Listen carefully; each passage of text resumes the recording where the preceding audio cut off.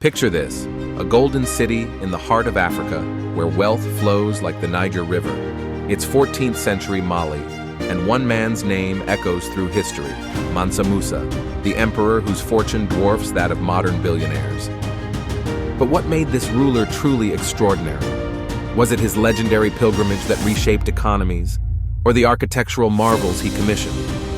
Mansa Musa's reign wasn't just about money. It was a pivotal moment that influenced trade, culture, and power across continents. How did one man's actions ripple through time, leaving an indelible mark on history? Join us as we uncover the truth behind the legend of Mansa Musa, the African emperor who redefined wealth and power.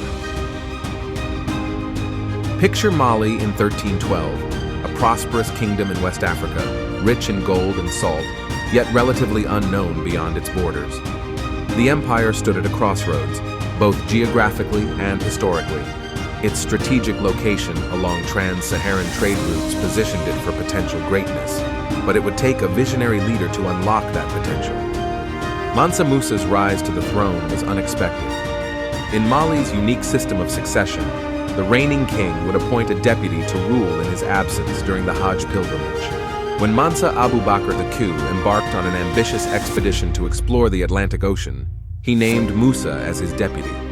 Abu Bakr II never returned, leaving Musa to unexpectedly ascend to the throne in 1312. This twist of fate placed Mali's future in the hands of a man who would prove to be one of history's most transformative rulers. Musa inherited an empire already wealthy in natural resources. The Niger River provided fertile land for agriculture and a vital transportation route. Gold from the mines of Bambouk and Bure fueled trade, while salt from the Sahara was another precious commodity. Musa's strategic vision centered on education, military strength, and trade. Recognizing the importance of knowledge and Islamic scholarship, he sent scholars to study in Mecca and Medina, laying the groundwork for Mali to become a center of learning. He expanded and reorganized the army, incorporating new tactics and technologies. This powerful force allowed him to secure Mali's borders and conquer neighboring kingdoms like Gao. Musa actively encouraged merchants from North Africa and the Middle East to do business in Mali, offering protection and incentives. This policy not only brought more goods and ideas into the empire, but also spread word of Mali's riches far beyond its borders. As Musa implemented these policies, Mali began to transform. Cities like Timbuktu and Gao grew into bustling centers of commerce and learning. The empire's borders expanded, encompassing new territories and peoples. Mali's influence started to reach beyond West Africa, with its reputation for wealth and power spreading across the Sahara and even to Europe. Yet, even as Mali flourished, few outside the region could have predicted its meteoric rise to global fame. The stage was set for a dramatic leap onto the world stage, but the catalyst for this transformation was yet to come. As Mali's power grew, whispers of its wealth began to spread. But how did Mansa Musa turn these whispers into a deafening roar that would echo through history? The secret lay in his masterful manipulation of two simple elements, gold and salt. Musa inherited a kingdom already rich in natural resources, but he saw the potential for something far greater. His vision was to transform Mali's economy like a skilled alchemist, turning base metals into gold.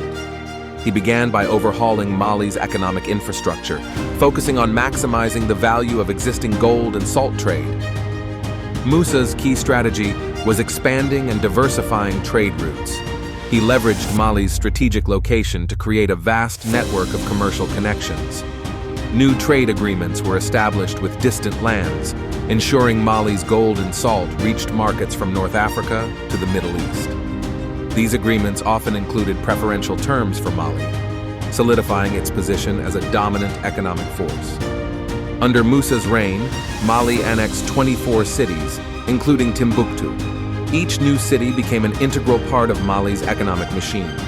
Timbuktu, in particular, evolved into a major center for trade and culture, rivaling contemporary European cities in its wealth and influence. Musa's policies extended beyond trade.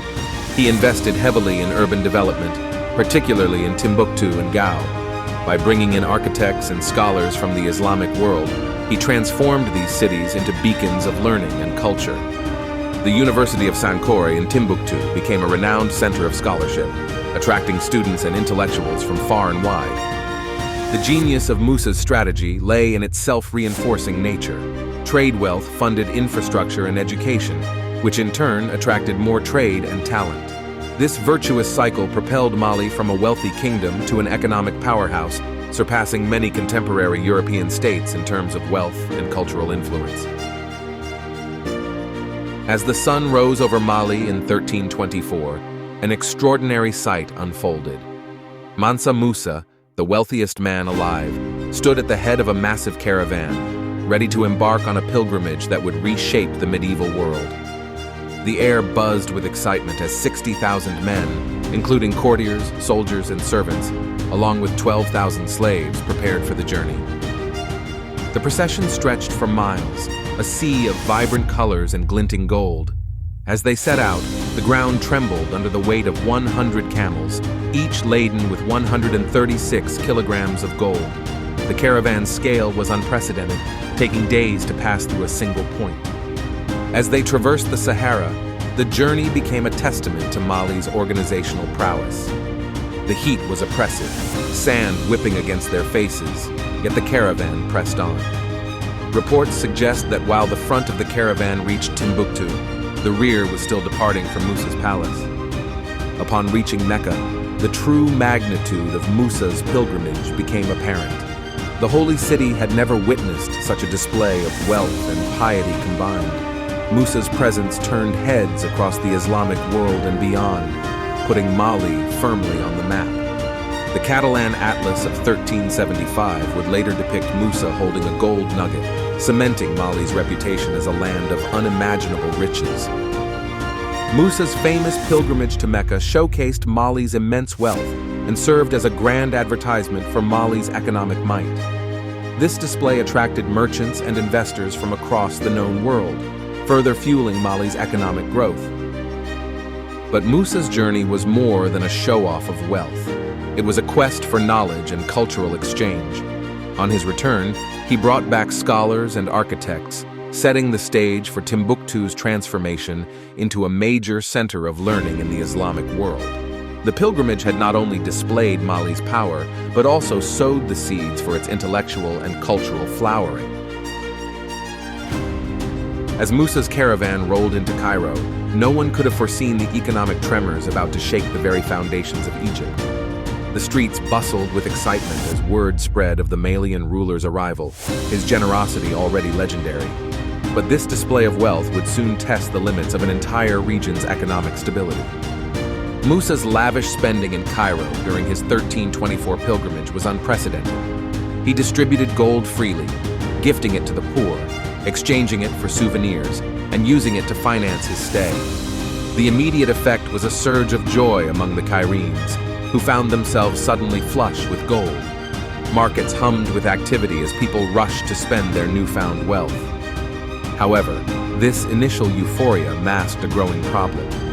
The sheer volume of gold Musa introduced into the Egyptian economy began to distort the market. Gold's value plummeted from 25 dirhams to 22 dirhams, a significant drop that sent shockwaves through the economic system. To put this in modern terms, imagine if a foreign billionaire flooded a small country with billions in cash, causing rapid inflation and currency devaluation. The consequences were far-reaching. Merchants with gold reserves saw their fortunes diminish. Government officials and soldiers on fixed incomes struggled as their purchasing power eroded. Basic goods became more expensive as the market struggled to adjust. This wasn't a short-term problem. The effects lingered in the Egyptian economy for 12 years, affecting trade relationships, investment decisions, and regional economic health. The gold market struggled to find equilibrium, leading to decreased foreign investment and reduced trade with neighboring regions. Musa attempted to stabilize the economy by borrowing back large quantities of gold at high interest rates.